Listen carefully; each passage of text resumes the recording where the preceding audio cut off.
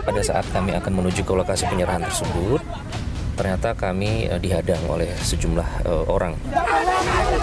Saya terlihat di situ ada dua truk yang dibentangkan, yang satu berisi sawit, yang satu kosong. Truk ini tadinya menutup total akses jalan ini.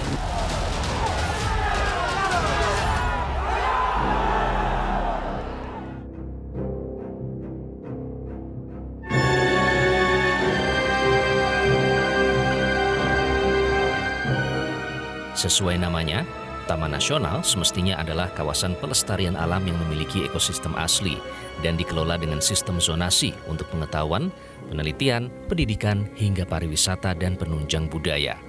Namun, faktanya di lapangan, seperti inilah kondisi Taman Nasional Tesonilo yang berada di Kabupaten Pelalawan, Provinsi Riau.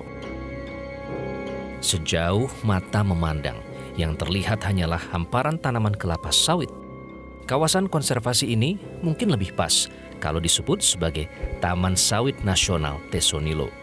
Sungguh miris, 69,06% luas kawasan Tesonilo kini berubah menjadi perkebunan kelapa sawit. Kawasan hutan konservasi Taman Nasional Tesonilo seluas 81.793 hektar ini seharusnya adalah merupakan kawasan hutan yang ditanami dengan tanaman-tanaman keras. Namun ironisnya, sejauh mata saya memandang yang terlihat hanyalah hamparan tanaman sawit yang mungkin kalau kita lihat baru berusia antara 2 sampai dengan 5 tahun. Bahkan di beberapa bagian ini terlihat botak alias tidak ditanami sama sekali. Ini artinya sawit-sawit ini baru saja ditanam dan membuktikan bahwa memang perambahan hutan di kawasan ini benar-benar terjadi. Alasan itulah yang mendorong dibentuknya Satuan Tugas Penertiban Kawasan Hutan melalui Peraturan Presiden Nomor 5 Tahun 2025 yang tujuannya untuk mengembalikan kawasan konservasi ini menjadi rumah yang nyaman bagi hewan dan juga tumbuhan di dalamnya, serta mengembalikan daerah resapan air bagi Provinsi Riau.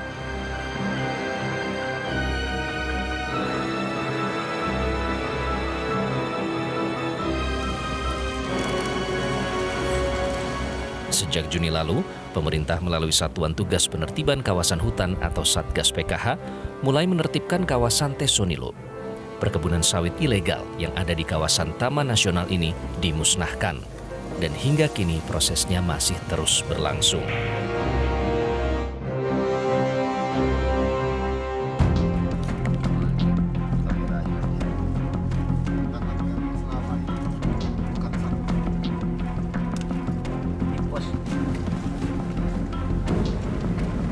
Kamis pekan lalu, Realitas mengikuti agenda Satgas PKH yang akan melakukan serah terima lahan dari Rudianto Sihombing yang menguasai lahan seluas 415 hektar.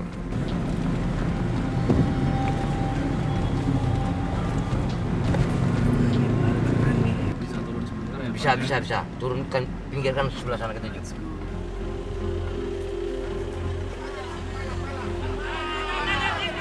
Namun di tengah perjalanan, persisnya di Desa Bukit Kesuma, rombongan dihadang oleh ratusan warga.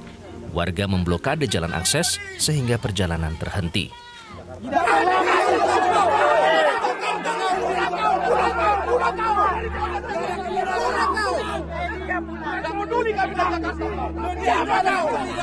Warga pemilik kebun sawit ilegal menolak kedatangan Satgas PKH dan meminta rombongan mundur. Realitas yang berada di lokasi saat itu juga diintimidasi untuk tidak melakukan peliputan. Juru kamera tim Realitas sempat disandera beberapa saat oleh sejumlah warga. Pada saat kami akan menuju ke lokasi penyerahan tersebut, ternyata kami dihadang oleh sejumlah orang.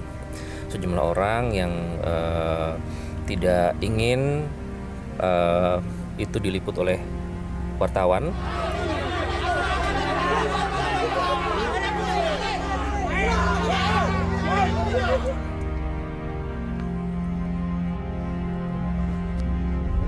Setelah melalui negosiasi yang alot, rombongan Satgas tetap tidak diperbolehkan melanjutkan perjalanan hingga akhirnya memutuskan putar balik menuju titik kunjungan berikutnya.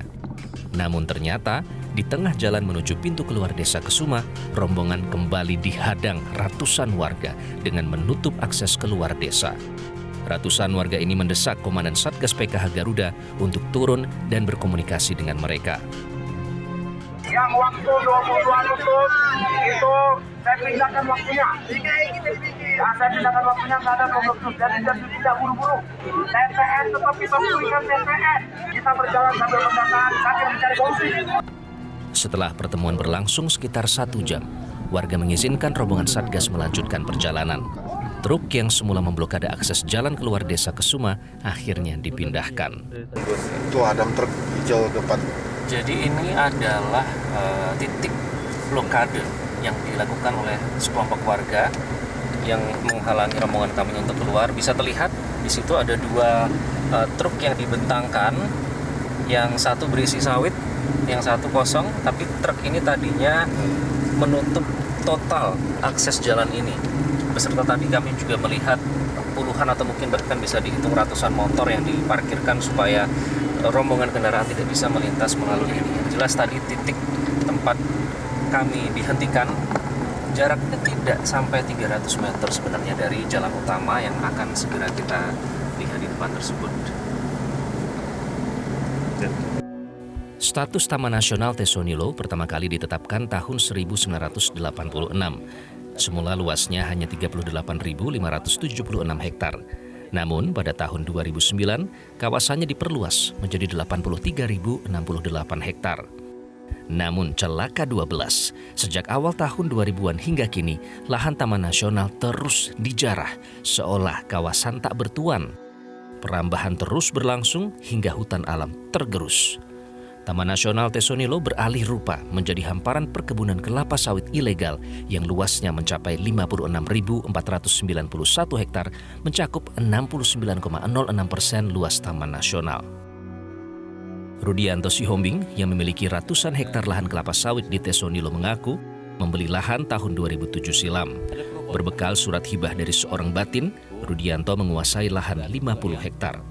Itu adalah hibah dari dari batin hitam Sungai Medang. Jadi kita itu diangkat di sana, orang-orang yang datang ke sana diangkat menjadi anak kemanakan. Jadi kita dapat hibah seluas itu 50 hektar. Biayanya ada sagu hati. Sagu hati per hektar itu perpancang 2 hektar adalah 2 juta. Nah, itu semua sudah ditanami sawit sejak tahun 2008. Dengan latar belakangnya sebagai pengusaha dan kini duduk menjadi wakil rakyat di DPRD Kabupaten Pelalawan, tentu tidak sulit bagi Rudianto untuk mengembangkan periuk bisnisnya. Dalam 18 tahun, kini ia memiliki kebun sawit seluas 415 hektar di Tesonilo. Karena adanya Undang-Undang Cipta Kerja kemarin, kita membuatkan kelompok. Di dalam kelompok itu 415 lahan yang kita sampaikan itu yang sudah kita musnahkan tadi. Itu adalah lahan yang terdapat di dalam kawasan Tesonilo. Tapi selebihnya itu di dalam kawasan hutan produksi terbatas. Nggak mungkin kepala desa nggak tahu. Kenapa tidak tahu? Karena izin mereka itu dari batin-batin tadi. Jelajahi cara baru mendapatkan informasi. Download Metro TV Extend sekarang.